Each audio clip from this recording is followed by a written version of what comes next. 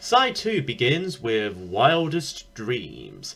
The beginning strikes of Jeff Downes' synth and Carl Palmer's drums are underlined by Steve Howe's guitars, giving this a good and dramatic start. Then John Wetton comes in to sing about how generals are decorated, rewarded for fighting wars behind the lines, yet the soldiers who fight in front of the lines are forgotten and put behind the times, even when they fight for king and country.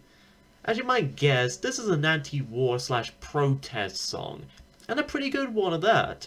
Some have speculated that this song refers to the Falkland War, even though said war didn't actually start until almost a month after this album was released. So, I guess Jeff and John must have predicted such when they wrote this. Otherwise, this probably refers to wars in general, like the two world wars, the battle in Vietnam, and shall I say, yeah. And anyways, after the chorus, where the combined vocals basically sing the title 4 times in a row, John sings about watching features on TV, breakout fights in Washington, California, and even Leicester Square. Huh. So he must be watching an Antifa BLM protest. Then he mentions soldiers marching to victory, but with children being trampled under their feet. Likely an allegory on how innocent people and lives could end up in the crossfires of war and conflict. Which, considering how what's been going on in Eastern Europe lately these days, does seem a bit disturbingly relevant. And after another chorus, we get another guitar solo from the Howlman himself, in a brief reprisal of the intro, painting an image of a modern battle with bombs, gunfire, and everything. Then we get another verse where John sings, "They recommend euthanasia for nonconformers anywhere." So the band wasn't named after the continent of Asia, but instead came from the word euthanasia?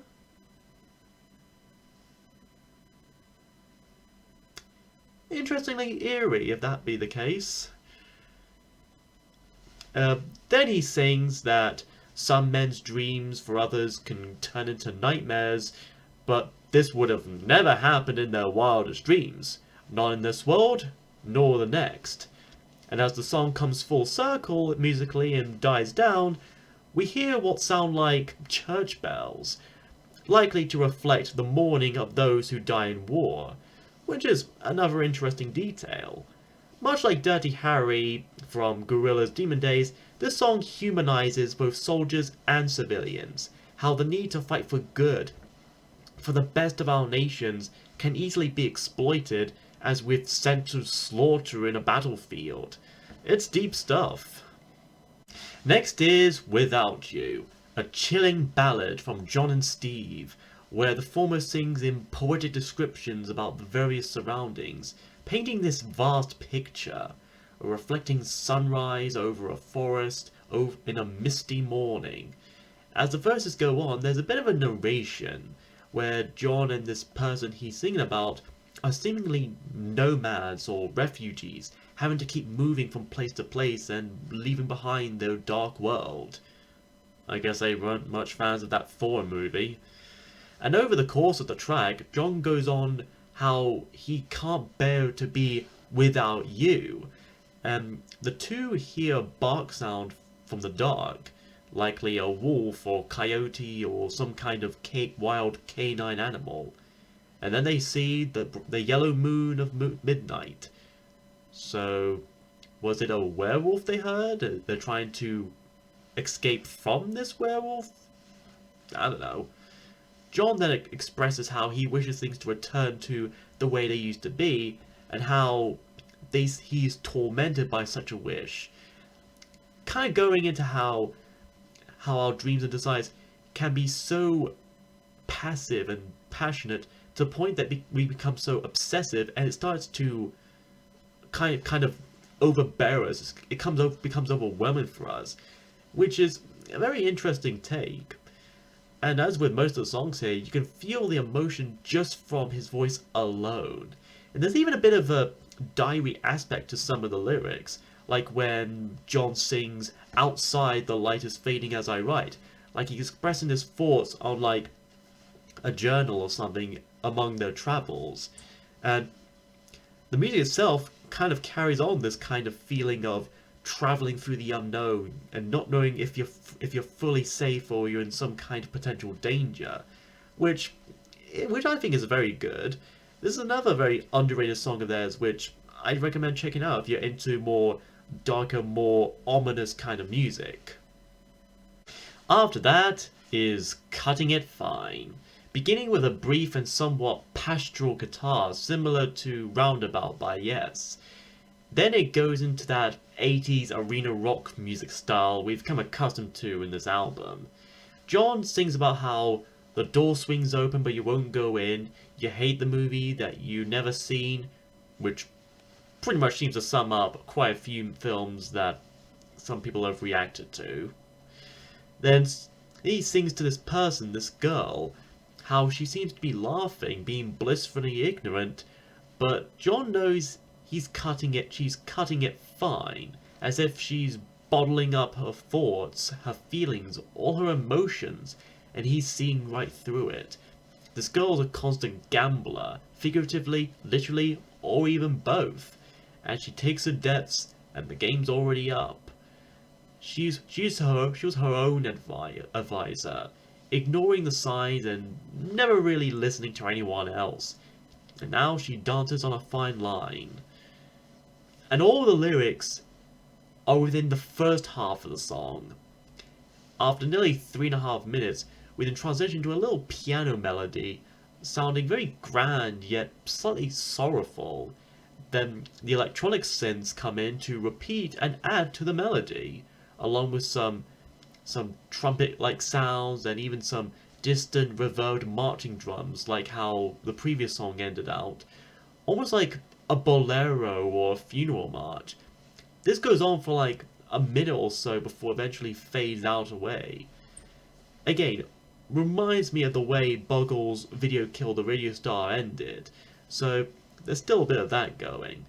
So this little piece of music here could be about this girl finally realizing what her life has resulted to, the consequences of her lifestyles, her attitudes, and now she's feeling nothing but sorrow and regret for it. And the music seems to embody that very well, this sense of bittersweetness, but also a bit of uncertainty and ambiguity, which, again, I do like in some forms of music. And so our album concludes with Here Comes the Feeling. The album began with its shortest track, and it finishes with its longest, 5 minutes and 42 seconds, and rightfully so. This starts off sounding very triumphant already, as if we've been through this 45-minute musical adventure and we're finally reaching the end of it. Like half the tracks here, this is mostly romantic lyrically, with John singing about how he thought he'd never see his love again after a long and harsh winter, but now that she has returned to him, he's spilling out all his heart of all the joys and happiness inside. Now that he can see her, feel her, touch her, smell her, lick her, taste her, right next to him. Okay, the smelling, licking, and tasting parts I made up there, but you get the idea. Like the previous song, this too has a bit of an instrumental section midway in the track, where the guitars and synth really shine harmoniously, sounding almost like what would become the Yes song Fly From Here, which again is kind of fitting in a way. Afterwards we get John singing some of the same verses and choruses again as earlier, before we eventually wrap things up with a very sudden and very quick sudden halt on a very weird note. But it's still a very good conclusion nonetheless. And with all that said and done, Asia's debut album still rocks, to say the least.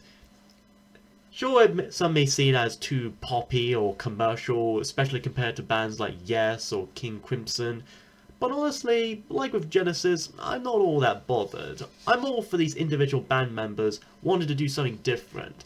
Especially with a new band, it's natural they would want to do a new sound and direction. And while I have said before that this album was being worked on around the same time as the last Buggles album, I still kind of see it as the spiritual successor to Buggles, same way New Order was to Joy Division. And I already pointed out a lot of my favourite songs here, such as Soul Survivor and Only Time Will Tell. That alone, just for how epic and fulfilling that one is. Each song each has its moment, has its time to shine, but I think some of the first few songs like Heat of the Moment and, again, Only Time Will Tell are definitely the more memorable and catchy ones. The rest might grow on me a bit more, but as is, they're all fine. Not entirely perfect, not game changers or distinct, but they're still pretty fine. Some range from being happy and joyful like Heat of the Moment and Here Comes the Feeling, to more darker ones like Wildest Dreams and Cutting It Fine or even Time Again. All in all, this is a good song to listen to if you're into that classic 80s cheesy rock and roll stuff. I say give this one a try. I wouldn't be surprised if you started lifting up your lighters in the air or something. Next time though, we go 5 miles out for an album from the mind that gave us Tubular Bells, Mike Oldfield.